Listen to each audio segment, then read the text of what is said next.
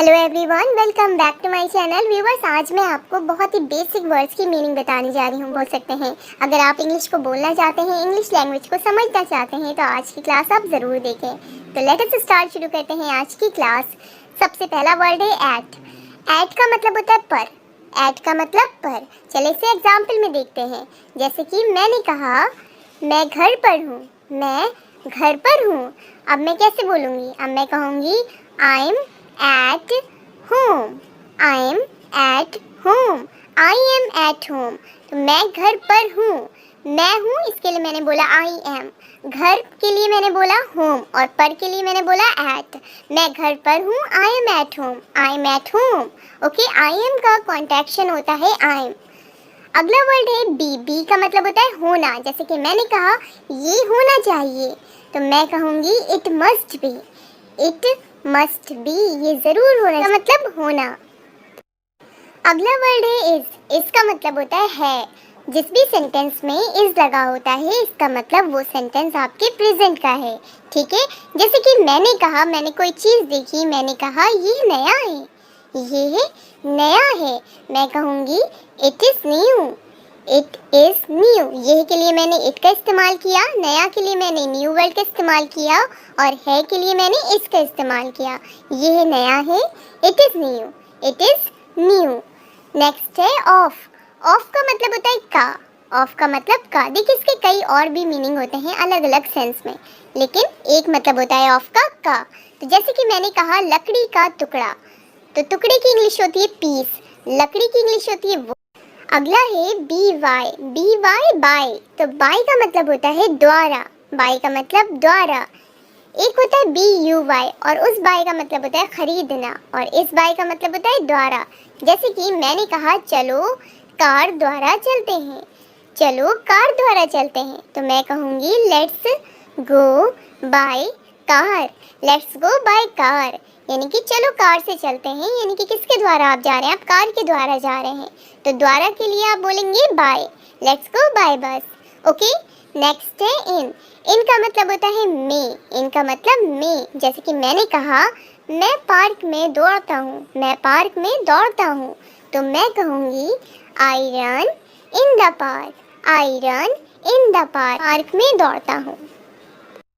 सो का मतलब होता है, नेक्स्ट वर्ड है सो। सो का मतलब होता है इसीलिए और इसका कहीं कहीं पे मतलब तो भी होता है।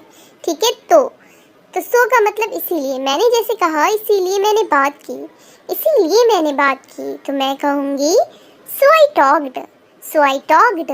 सो I talked. So I talked, इसीलिए मैंने बात की। नेक्स्ट है एंड। एंड का मतलब आप सबको पता होगा, बहुत बार इसे इस्तेमाल किया जाता है। तो एंड का मतलब होता है और। एंड का मतलब और। जैसे कि मैंने कहा आओ और देखो, आओ और देखो, आओ और देखो। तो और के लिए मैं बोलूँगी एंड। आओ के लिए मैंने कहा कम एंड यानी कि और, देखो के लिए सी। आओ और देखो, कम एंड सी। ठीक है, नेक्स्ट वर्ड है फॉर। फॉर का मतलब होता है के लिए, के लिए। जैसे कहते नहीं है दिस इज फॉर यू, ये आपके लिए है, दिस इज फॉर यू। उसी तरह से मैंने कहा राम के लिए पूछो, राम के लिए पूछो। तो पूछने की इंग्लिश होती है आस्क। के लिए आप यूज करेंगे फॉर और राम के लिए राम। आस्क फॉर राम, राम के लिए पूछो, आस्क फॉर राम। नेक्स्ट है इट्स। इसे पढ़ते हैं इट्स और इसका मतलब होता है ये है, इट्स। जैसे कि मैंने कहा ये मेरा सौभाग्य है, ये मेरा सौभाग्य है। It's my pleasure, it's my pleasure. Okay, तो इट्स का मतलब होता है ये है, डबल ओ वाला। ठीक है, और टी डबल ओ इसको पढ़ते हैं टू और इसका मतलब होता है भी और बहुत, यानी कि कहीं कहीं पर इसका मतलब भी होता है और कहीं कहीं पर इसका सेंस, इसका जो मतलब होता है यानी कि इसका जो सेंस आता है वो आता है बहुत के। तो मैंने कहा मैं भी, किसी ने कहा मैं कल वहाँ गया था, तो मैंने कहा मैं भी। तो मैं भी के लिए मैं बोलूँगी मी टू, मी टू। यहाँ पे टू का मतलब आ रहा है भी। अगला है ये बहुत बड़ा है। मैंने कहा ये बहुत बड़ा है, तो मैं कहूँगी it is too big, it is too big. तो यहाँ पे टू का मतलब आ रहा है बहुत, ये बहुत बड़ा है, इट इज़ टू बिग। मैं भी मी टू। तो आपने देखा टू का मतलब भी होता है और टू का मतलब बहुत भी होता है। ओके, अगला जो वर्ड है वो है बट। बट का मतलब होता है लेकिन। जैसे कि मैंने कहा लेकिन क्यों, सिंपल मैं बोल रही हूँ लेकिन क्यों, तो मैं बोलूँगी बट वाई। बट वाई, तो लेकिन की इंग्लिश होती है बट, और क्यों के लिए मैंने।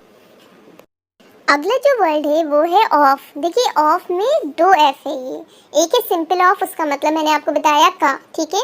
और अगर डबल एफ है तो इसका मतलब होता है बंद। बंद, ऑफ का मतलब बंद। जैसे कि मैंने कहा इससे बंद करें, इससे बंद करें, तो मैं बोलूँगी turn it of, turn it of. और यहाँ पर इस ऑफ का मतलब होता है बंद, ठीक है। टर्न इट ऑफ, इससे बंद करें, इससे बंद करें। तो ओ डबल एफ अगर है तो इसका मतलब बंद होगा, और सिंपल अगर ओ एफ है तो उसका मतलब का होता है। अगला वर्ड है इफ। इफ का मतलब होता है अगर। इफ का मतलब अगर। जैसे कि मैंने कहा अगर मैं बैठूं तो क्या आपको कोई आपत्ति है, तो आप बोलेंगे do you mind, do you mind if I sit. Next word है ऑल्सो। ऑल्सो का मतलब होता है भी। ऑल्सो का मतलब भी। जैसे कि मैंने कहा, अच्छा आप सोच रहे होंगे कि अभी तो आपने बताया था कि टू का मतलब भी होता है और ऑल्सो का मतलब भी होता है, तो मैं आपको इन दोनों के बीच का डिफरेंस बताऊंगी कि कहाँ पर आप ऑल्सो का इस्तेमाल करेंगे और कहाँ पर आप टू का इस्तेमाल करेंगे। एक मैं नई वीडियो बनाऊंगी जिसमें मैं आपको इन दोनों का डिफरेंस बताऊंगी। कई ऐसे वर्ड्स हैं जिसकी मीनिंग एक होती है और वो अलग अलग जगह पर इस्तेमाल किए जाते हैं, तो मैं आपको एक अलग वीडियो में बताऊँगी।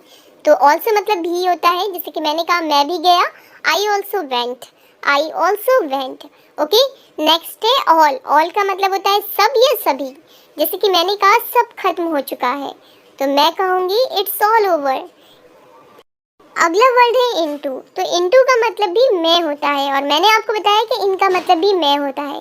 तो ऐसे वर्ड जिसमें बहुत ही कंफ्यूजन होती है, कहाँ पर आप इनटू का इस्तेमाल करेंगे, कहाँ पर आप इन का इस्तेमाल करेंगे, इसकी मैं वीडियो अलग बनाऊंगी।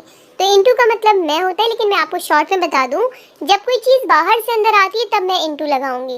यानी कि जब मैं कह रही हूँ कि कमरे में जाओ, अब देखिए आप कमरे में बाहर से अंदर आ रहे हैं, कमरे में आप क्या कर रहे हैं, बाहर से अंदर जाएंगे, तो कमरे में जाओ तो गो इनटू द रूम।